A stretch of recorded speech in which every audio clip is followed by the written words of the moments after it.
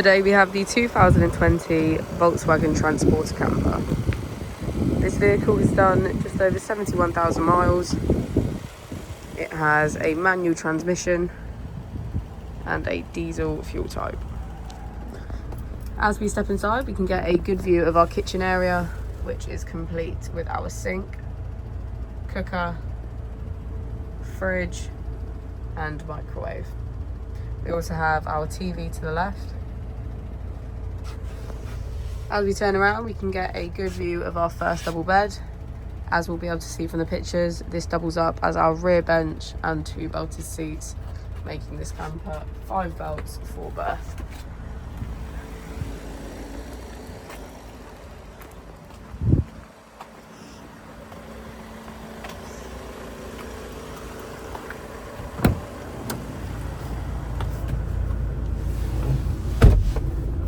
To the left of our steering wheel, we have cruise control as a feature, as well as assist.